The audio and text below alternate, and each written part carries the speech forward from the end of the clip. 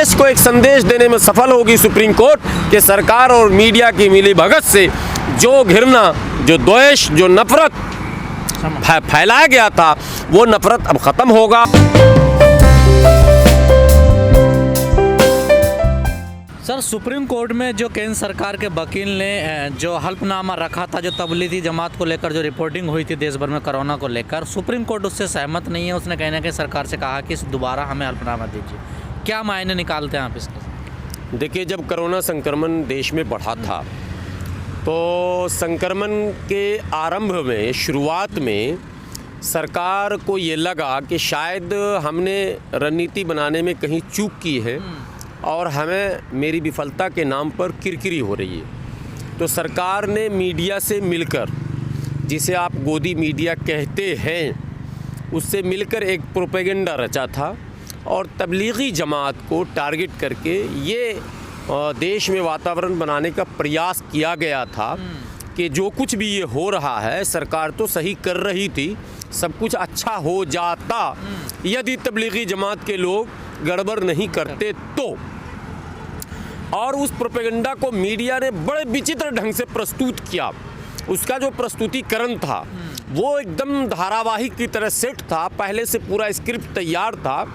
मौलाना साद की पूरी जीवनी और मौलाना साद के पूरे कारनामे और तबलीगी जमात वालों के रहने सहने के अंदाज़ और उनके तमाम चीज़ों पर इन लोगों ने बड़ी ज़बरदस्त ढंग से स्टोरी बना के एक वर्ग विशेष को ये संदेश देने में वो लगभग सफल हो गए कि ये सरकार के कामों को रोकना चाहते हैं, सरकार देश के लिए कुछ अच्छा करना चाहती है इस संक्रमण काल में, लेकिन ये जमात वाले होने देना नहीं चाहते हैं। सारे ठीक रहा उनके ऊपर फोड़ दिया गया और देश में इसका असर भी दिखा उस समय। लेकिन एक संगठन है जमीयत उलमाए हिंद, अरशद मदनी साहब का, उन्होंने जब देखा कि ये स्थिति बिल्कुल हाथ से बाहर जा रही है और मीडिया ही ये सब कुछ कर रही है, तो उन्होंने कोर्ट का दरवाज़ा खटखटाया।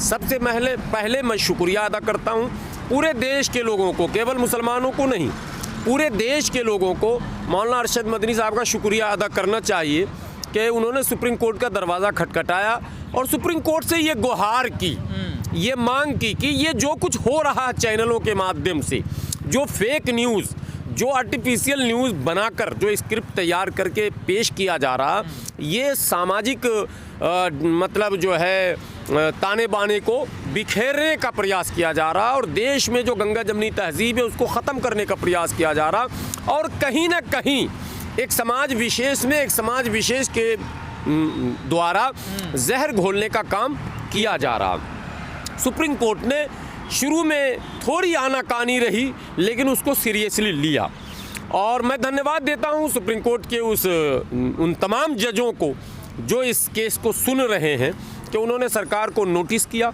और सरकार से पूछा और जानने की कोशिश की कि आखिर ये सब कुछ कैसे हुआ। क्या किसी चैनल को इतनी आज़ादी हो सकती है कि वो किसी भी व्यक्ति या समुदाय के ऊपर कुछ भी कह सकता हो? क्या ये अभिव्यक्ति की स्वतंत्रता है या उसका उल्लंघन है? तो जो हलफनामा केंद्र सरकार के द्वारा दिया गया जवाब, उस जवाब से सुप्रीम कोर्ट संतुष्ट नहीं हुई। आपको याद होगा मद्रास हाई कोर्ट ने भी, मुंबई हाई कोर्ट ने भी, कोलकाता हाई कोर्ट ने भी और बाद को पंजाब हाई कोर्ट ने भी, जिसको आप चंडीगढ़ हाई कोर्ट कहते हैं, इन तमाम हाई कोर्टों में तबलीगी जमात से संबंधित जितने भी मुकदमे गए थे सरकार के द्वारा ही गए थे, लेकिन उन तमाम हाई कोर्टों ने राज्य सरकार और वहाँ की पुलिस के क्रियाकलापों पर प्रश्न उठाया और तबलीगी जमात के तकरीबन सभी लोगों को, जो विदेशी जमात के लोग थे उनको भी और भारतीय जो लोग थे उनको भी, सबको इनोसेंट करार दिया, बरी कर दिया। लेकिन जो फॉरेनर्स थे वो बरी होने के बाद भी इस देश को छोड़ के नहीं गए। उन्होंने कहा हमें पूरा का पूरा हिसाब चाहिए कि आखिर ऐसा हुआ क्यों। तो उसमें से कुछ लोग हैं जो अब भी लड़ाई लड़ रहे हैं। तो क्या उस हल्फनामे में क्या मीडिया को बचा रही थी? बचा, मैं बताऊँ आपको, याद होगा उस ज़माने में मैं भी लगातार तमाम चैनलों पर जाता था और मैं जाता था, आरोप लगे जी, मैं डिफेंस भी करता था और उस डिफेंस का नतीजा ये हुआ कि जी न्यूज़ ने स्टिंग ऑपरेशन तक किया मेरा। और वायरस के रूप में मुझे स्वयं प्रस्तुत किया था। आप लोगों ने उसको देखा भी, चलाया भी। लेकिन आश्चर्य ये है कि सरकार यथासंभव प्रयास कर रही है आज भी कि अभिव्यक्ति की स्वतंत्रता के नाम पर इसके दो मापदंड नहीं हो सकते। एक व्यक्ति जो समाज में काम कर रहा है, समाज को जागरूक कर रहा है और अपने समाज के हितों की बात कर रहा है, तो उसकी अभिव्यक्ति की सीमाएं बनाई जा रही हैं कि आप इससे आगे नहीं बोलेंगे वरना आपको जेल होगा। और मैं नाम नहीं गिना सकता हूं, लोग समझ रहे हैं, हजारों लोगों को जेल में ठूंसा गया और अभी चंद दिनों पहले एक समाजसेवी को फिर अंदर किया गया। तो अभिव्यक्ति की स्वतंत्रता का दो मापदंड नहीं हो सकता। मीडिया के जो लोग हैं भारत में, वो भारतीय हैं, वो भारतीय संविधान के अनुरूप ही उनको भी काम करना। वो कोई विदेशी नहीं है कि वो कुछ भी बोल के निकल जाएंगे। उनको भी अभिव्यक्ति की स्वतंत्रता की जो भी सीमा हो सकती है उस सीमा के अंदर रहकर ही बात करनी चाहिए। लेकिन इस देश में इस समय दुर्भाग्य की बात है कि इलेक्ट्रॉनिक चैनल्स भी और कुछ पोर्टल्स भी इसमें अब शामिल हो गए इस षड्यंत्र में। जो आप लोग मेहनत करते हैं ना, इस पर पानी फेरने का प्रयास हो रहा। आप दिन भर भटकते हैं सड़कों पर कि हम कुछ अच्छे समाचार देखें, क्या हो रहा है दिल्ली में, क्या हो रहा है यूपी में, क्या हो रहा है, हम समाचार प्राप्त करना चाहते हैं। लेकिन कुछ लोग बैठे बैठे स्क्रिप्ट तैयार करते हैं और वो एक वर्ग विशेष को टारगेट करके कुछ भी डाल देते हैं। ये इलेक्ट्रॉनिक चैनल पर भी हो रहा है कि बोलने वाले चेहरे उनके अलग हैं और अंदर जो है इंडोर लिखने वाले, स्क्रिप्ट तैयार करने वाले कोई और हैं और सरकार इस पर चुप्पी साधे हुई है। सरकार को सूचना प्रसारण मंत्रालय को एक गाइडलाइन ऐसा ज़रूर जारी करना चाहिए था कि कोई भी टीवी चैनल हो, पोर्टल्स हो, वेब्स हो, अखबार हो, चाहे लिखने, बोलने और मैंने सुनने, उसकी एक सीमा आपको तय करनी पड़ेगी। वरना इसी तरह से ये सिलसिला अगर चलेगा तो लोग बेलगाम हो जाएंगे और सबको ये लगेगा कि मैंने अगर प्रेस की डिग्री ले ली, मैंने अगर आई कार्ड टांग लिया, मैं अगर किसी चैनल का रिपोर्टर हो गया तो मुझे अब ये छूट है कि मैं किसी के विषय में कुछ भी बोल सकता हूँ।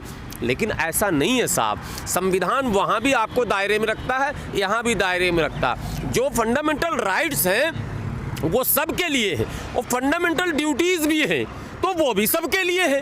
तो आप अपने फंडामेंटल राइट्स और ड्यूटीज़ को अपने तक सीमित रखते हैं या दूसरों पर थोपते हैं, ये भी अब फैसला आपको करना पड़ेगा कि संविधान पूरे देश के लिए है या पर्टिकुलर उस गरीब के लिए है जो झुग्गियों में रहता है। सारे कानून वहीं जाकर लागू हो जाएंगे या इन महल में रहने वालों पर भी कुछ होगा, ये विषय है बहस का।